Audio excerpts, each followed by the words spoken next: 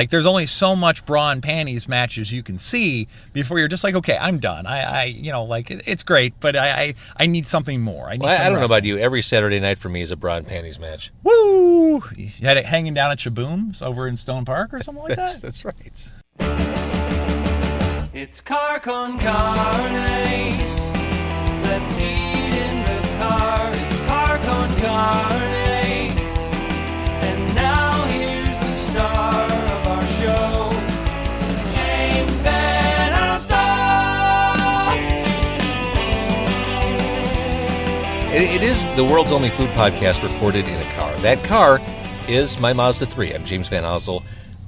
He's sitting here with Keith Lipinski. He is a producer for AAW, Pro Wrestling, Independent Wrestling.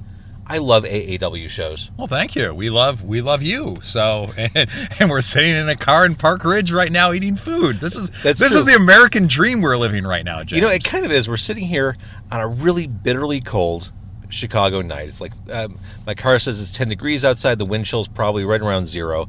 We're sitting at the Sandlot burger joint in Park Ridge on Touhy, which, by the way, I hope these burgers are good because that was the nicest group of people ever serving the burgers in there. Incredibly friendly people. Usually the service here is very top-notch, so I'll give you that. And especially the guy with the walrus-like mustache, which I believe is the proprietor of the establishment. He does have a walrus-like mustache. It does. It's a fantastic mustache. This is actually my two young kids' favorite restaurant in the entire world. They've got milkshakes. They got milkshake. You're actually drinking one after I purchased one. I feel so irresponsible. You got the eggnog milkshake, and I'm going peppermint or like candy cane milkshake. Well, they had a lovely display in front that sat there and said about their holiday milkshakes, and I have an eggnog milkshake.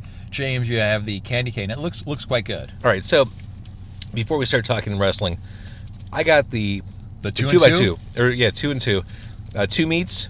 2 cheeses, right? And I don't know if it's 2 cheeses. I know there's bacon. Something. Because the guy was really pushing bacon on us. He wanted us to have bacon. Well, actually, I appreciated him pushing the bacon because it seemed like he really cared about bacon. Like, he didn't want to sit there and save the bacon for himself, so he could just sit there and lather in bacon grease later on and have some sort of bacon-filled orgy. He wanted us to have the bacon. It was a communion. He wanted us to be part of this. Yeah, absolutely. So you just got a regular cheeseburger. I just got a regular cheeseburger. Well, I actually ate like a few hours ago. So this is the 4th meal that Taco Bell has always talked to us about. Right, yeah, 4th meal is very real. So you're having a milkshake. I went light between the milkshake and a cheeseburger. Like, I was really concerned. This actually looks like an awesome... Why don't you have a taste, as I said there. Is that Thousand Island dressing on there? It could be. It could be their special sauce. And grilled onions. This is going to be a nightmare to eat. It's going to be fun. We have 3 napkins total, so... At one part of the podcast, you'll actually hear me open up the door and actually go get some of the napkins because, of course, that's very important. So I'm surprised, as you have children as well, that you do not have, well, your children are a lot older than mine, that you don't have, like, some sort of wipes or some sort of, like... Shows you what you know. On the way here, I stopped by Walgreens. I have wipes in the back seat. Oh, fantastic. I'm on it. Well, so we could actually just get really messy with these burgers as 2 people are talking in a car in Park Ridge. I literally have Pampers wipes in the back seat. Pampers wipes? Yeah, Finding wipes. Dory. Oh, my goodness. Oh, yeah, nothing but the best for you, my friend. No, some fine sponsorship right there by Disney Corporation. I'm surprised they're not Rogue One wipes. Oh, there you go. There you go. And if anyone wants to sponsor the podcast, have at it. That'd be great. Please do. How does someone sponsor this podcast? I don't know. They'd have to find me somewhere on the internet or social media. That's hard. It's not, if anything we've learned in 2016... besides, rest in peace, Alan Thicke, is the fact that... that happened tonight. That happened tonight, yeah. I sort of wanted to cancel this because of that.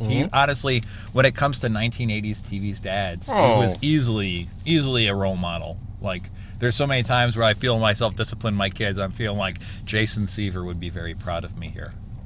Keith, as God is my witness, this is so good. Is that really good? Oh, my God. It looks like you're enjoying it. It's a good burger. They do a good burger here at the Sandlot on the corner... Touhy and Greenwood.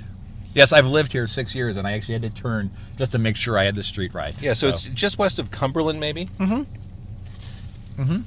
So, yeah, it's easy to get to off 294, and certainly if you live in the north suburbs, it's a quick shot. The fries are good. We did not get the fries because I was worried that the grease would hurt the recording equipment, but yet we only took 2 napkins for 2 burgers. Seriously. Which really just shows the state of Chicago mind that we have right now. This is good. Yeah. I you know what it is? It's American cheese. American cheese works best on burgers because it melts better. It does melt quite nicely.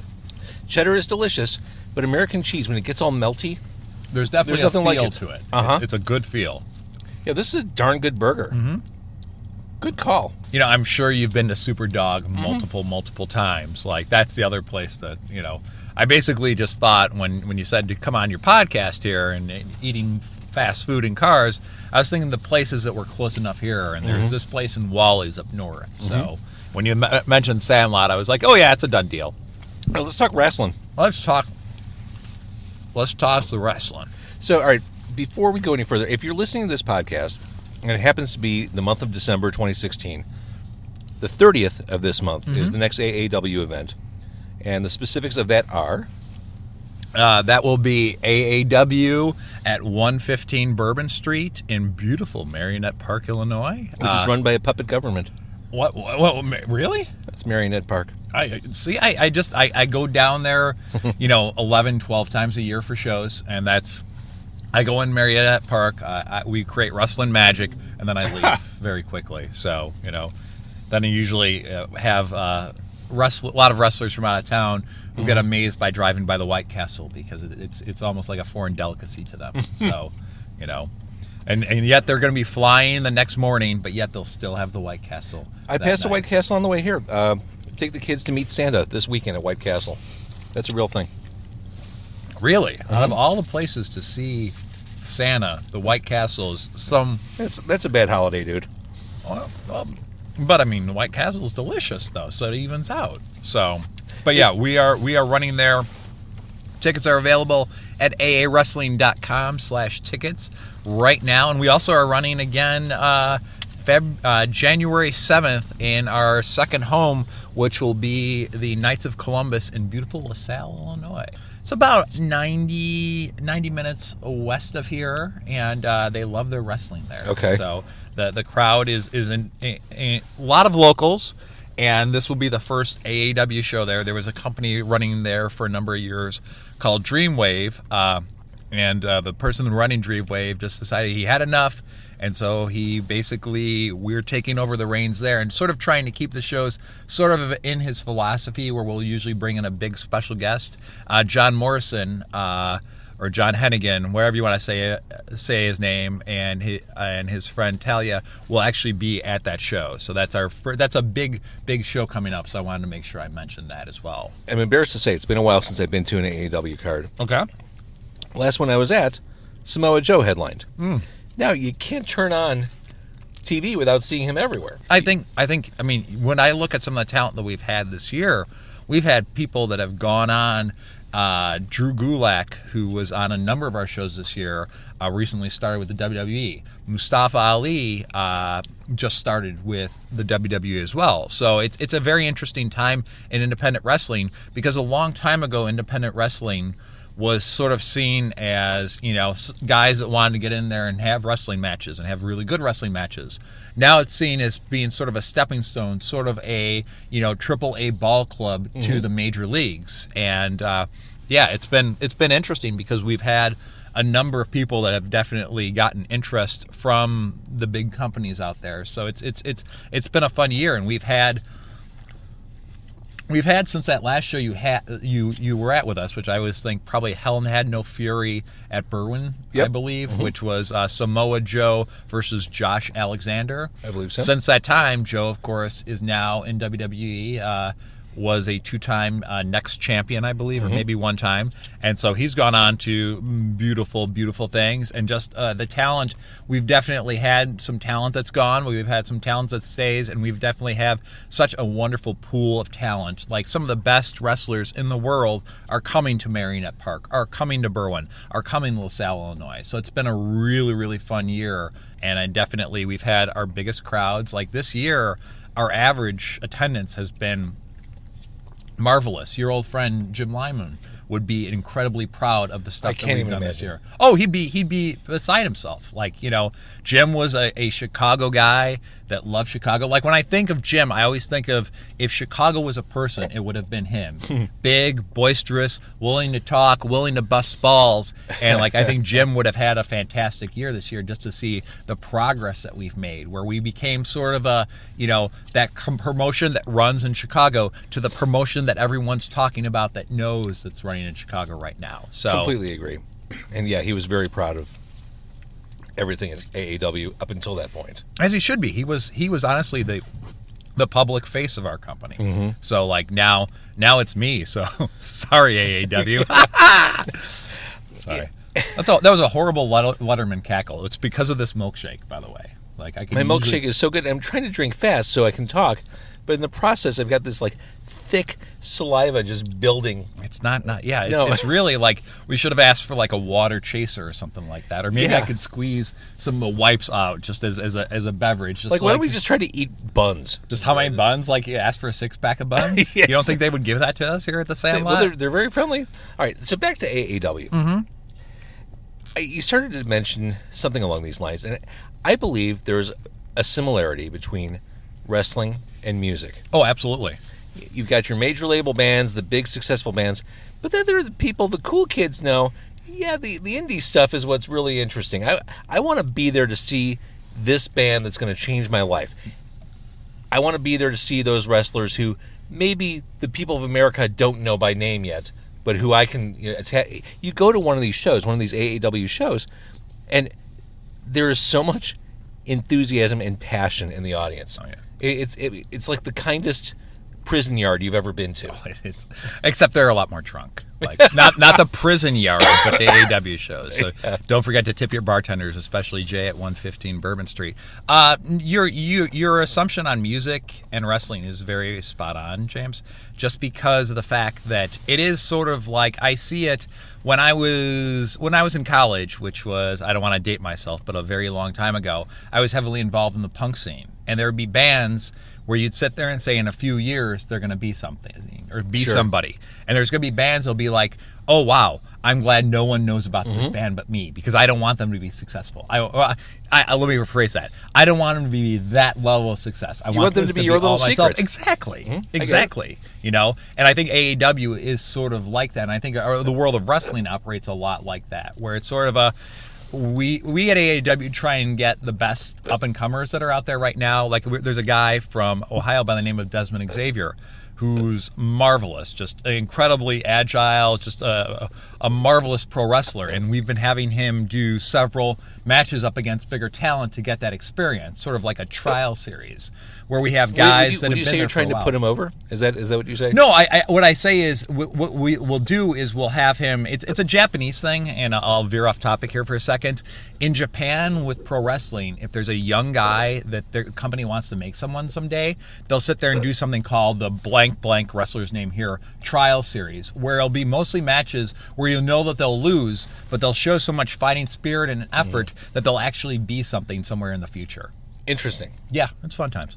So yeah, it's cool. I mean, you see these people. Some are at the ground floor. Some are just killing it at the indie level, and some may forever be your best kept secret. Some may turn out to be Samoa Joe or Seth Rollins. Right. Both guys, both AAW alumni right there. And also you'll have guys that right now, considering the wrestling landscape, we have our heavyweight champion is Sam Callahan. Sam Callahan worked for the WWE for a number of years in their developmental, and he asked for his release a year ago, sitting there saying he wanted to do something more and realized that there would be more personal satisfaction and also he'd be working more this year if he left the WWE to, the kind, warm nest of the WWE. And he's had a marvelous year. He's actually taken the AAW heavyweight title and brought it overseas. So it's actually helped really the image of the company.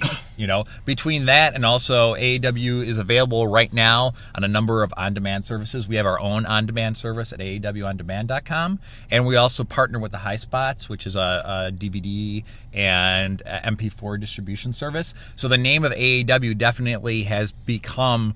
AAW in 2016 has become a very big, high-profile company. Well deserved. Congratulations. Yeah, it's a lot of hard work done by a lot of the people, and it's not just people like myself or Danny Daniels or Mike Pekovich or PJ Drummond. It's people that are sound guys. Our sound guys care.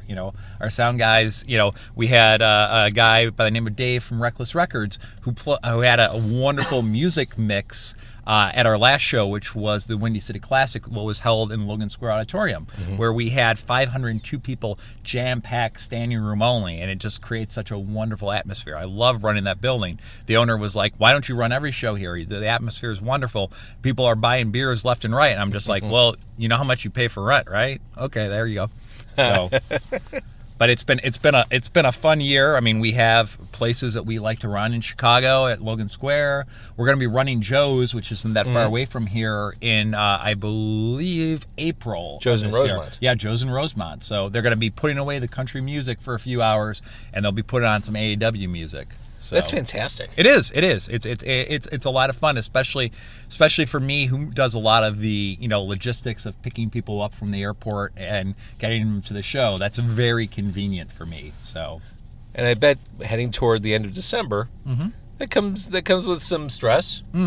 Oh man, please don't snow. Please don't be delayed. Yeah, especially because so much of our talent, like AAW, I would say in the last 2 years has gone from being a regional promotion to being a national promotion in terms of the talent that we have. So we have just way too many people flying in right now. I'm just going to tell you that right now.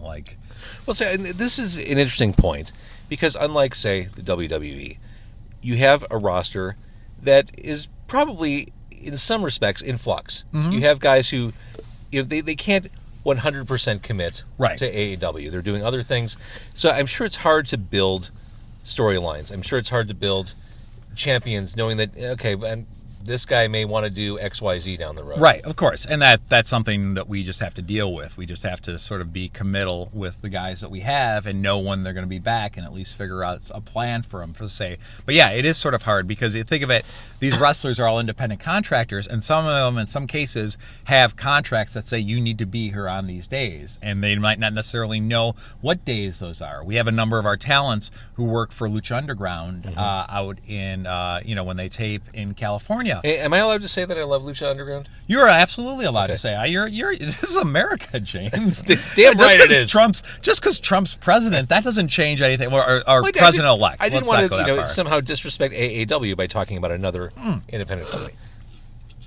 And I don't mean to disrespect your show by slurping, so it worked out perfect. Yeah. No, absolutely you're allowed to talk to AAW. As a matter of fact, I mean, we have a number of Lucha Underground talents who are on our shows. Like Pentagon and Phoenix have been on most of our shows this year, and they've just been marvelous, wonderful human beings to deal with. Pentagon was our champion for a number of months. But at the same time, he has a contract with Lucha Underground. He does not have a contract with AAW. We are not tossing out fat money contracts. As you could tell, I only had a cheeseburger. If we were selling out those fast contracts, I would have had it like a 3-3, which I believe is your 2-2 plus 1. They also have a 4x4. That's crazy. I could barely open my mouth wide enough to get the 2x2 in. Like doubling that seems ridiculous. You think they would have like a 6x6 challenge or something like that? Yeah, something that someone from Food Network would show up and tape. I would think that Guy Ferrari would absolutely love that and stuff like that, and actually just rub it in his hair and such. So another thing I love about AAW.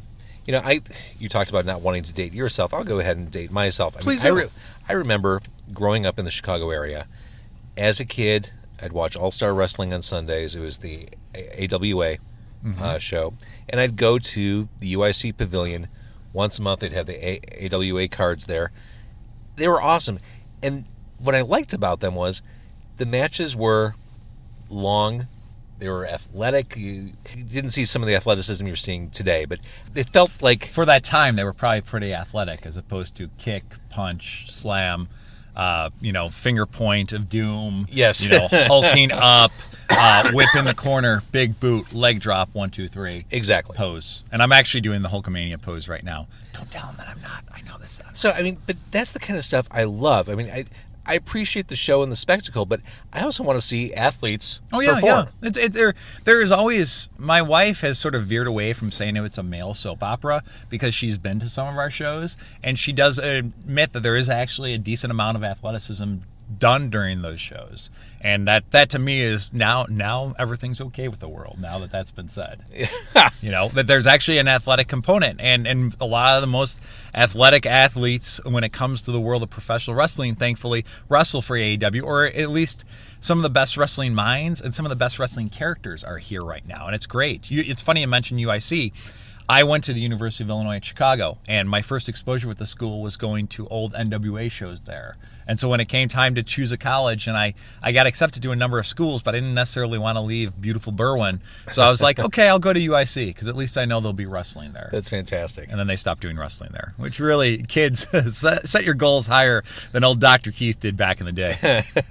But that's what I like about AAW. You see matches, you see performances, you see two guys or gals really just going at it, really like trying to one up each other. Oh, absolutely. While still making the other one look good. I mean, it's really fun to see. It's a good time. Like we try and provide the people first and most a good time. You try and it's hard because in the field of entertainment, you're trying to cover every single base you can. Where someone that doesn't know storylines can watch it and be like, okay, that's cool. It. I can't tell you how many times, because 115 Bourbon Street is very much like a shopping center for drunk people. I can't tell you how many times we've had people just come in and will pay that money to come in just because they were hanging out at 115 Bourbon Street and saw what was going on in the country line dancing room and were like, this is probably a little bit better than country line dancing. Let me come on in here.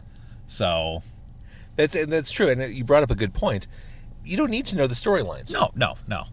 A lot of times we don't even do storylines because we're too busy doing matches. But that's another thing altogether. Usually a lot of our stuff does revolve around matches and giving people what we call quote unquote dream matches in this day and age. Like matches maybe they couldn't see anywhere else or haven't been done yet. So like that's also been a fun thing because I could sit there and propose a match, and maybe 3 years ago it would never happen. Well, give an but example. Now it can. We did Chris Hero, who without a doubt is the best professional wrestler in the world today, bar none. Definitely most outstanding wrestler of 2016. It's a big statement. It is, but he's backed it up in the professional wrestling ring. I mean, just to give you an idea of how good this person is, there is, from our friends at highspots.com, there's actually an interview, a 3-hour interview with him and another guy, my buddy Rob Naylor, talking about all of his matches and reviewing all of his matches of this year. 3 hours of this. So think about it. Superman versus Batman was shorter. But this is obviously gets to the point a lot quicker. But anyway, so last year we had Pentagon and Phoenix come in. And we were trying to figure out, are we going to do a tag team match? Are we going to do them face each other? And we suggested, okay, well, let's just do Chris Hero versus Pentagon. And people lost their minds. And it was one of our highest selling DVDs and MP4 was of that match at last year's Windy City Classic. And it's been a match that people have been clamoring for rematches ever since. Just because Pentagon Jr., if you've never seen him, I'm sure you might be by a computer or your flip phone might have the internet access on it. Just look at Pentagon Jr. Yeah. He is a character. And he doesn't have to do that much because you just look at him and you sit there and think, oh, that guy is a humongous badass. So let's talk a little bit about you. Okay. We talked about... I'd rather talk about AAW, really. I'm sort of boring. Like AAW, that part is exciting. What hooked you in? What was it? What got you into wrestling? I'm guessing it was an early age. It was. It was and it wasn't. Like, I was a big MTV kid growing up, and like I remember the war to settle the score and hearing about WrestleMania 1, but it wasn't until around WrestleMania 3 that's what really hooked me. And I remember waking up, it was a Friday night, and it was WrestleMania 3, so I was maybe 12 or 13, and I remember waking up at 2 o'clock in the morning, and I just couldn't fall back asleep, and I turned on the TV, and Channel 32 had Wrestling Challenge on. And it was the segment where Andre turned on Hogan. and they had a beautiful video before compiling everything, the whole pieces of the storyline, where, Hulk Hogan got a trophy for being WWE champion for a number of years. And then the next week, Andre the Giant got a trophy for being undefeated for so many years, but his trophy wasn't as big as Hogan's. And then the next week, I believe it was on Piper's Pit again. Let me just rephrase this for 1 second. When Andre got his trophy, Hulk came out and Andre walked off. And I remember Hogan being like, well, that's the kind of guy Andre is. He's modest, like that kind of stuff. And then Mean Gene, and then Jesse the Body Ventura and Roddy Piper got into an argument match. And then that led up to, Bobby Heenan coming out with Andre, and then Andre challenging Hulk Hogan for the main event of WrestleMania. And I remember watching that and just wanting to know as much about this as possible. And my wrestling fandom meant, watching pay-per-views and Scramble Vision just to figure out who won and potentially have those moments where the scrambled TV would show up perfectly. So God, I remember that so vividly. A lot of it was, though, the talking aspect of it that always got me. I always liked the fact that these guys could talk. And a lot of my favorite guys were the guys that could talk. Sure. I was a Hulkamaniac. I love the Ultimate Warrior, like Ric Flair, like all those guys. Like that aspect of it always appealed to me. And also the athleticism and the sweet blood. I'll sit there and admit, I was always someone that enjoyed when someone would just lose their stuff on their forehead. I remember going to the local Rexall when I was growing up, and they'd have the wrestling magazines? Yeah, like Pro Wrestling Illustrated, and you'd see Dusty Rhodes' face just covered in blood on the cover, or Flair, and I thought that was the coolest thing. Oh man, shit got crazy in Charlotte. Look at Abdullah the Butcher versus the Sheik. This match made 28 people vomit at the Golden Acre Hall. That kind of stuff. Yeah, that stuff, the wrestling magazines appeal to me as well. That was something where it was just whatever I could get on pro wrestling was something that I would want to pull in. So, and I was into it for a long time. Around college, I got really a lot more into music. Sure. So I would sort of follow it, but it wasn't as much. But then 1996 and the New World Order came in, and between that and ECW, I just dove head first back into it and haven't really looked back since. So God, I just finished reading the book about the death of WCW. Fantastic book by Brian Alvarez, man. and I'm actually thanked in the first edition of that. Really? So I am. That is a hell of a book. That's a very, very good wrestling book. I'm actually, right now, one of the wrestling things I'm doing is I'm rewatching all of the Nitros. I'm on 1999 right now, so it's been quite interesting. Is there a goal?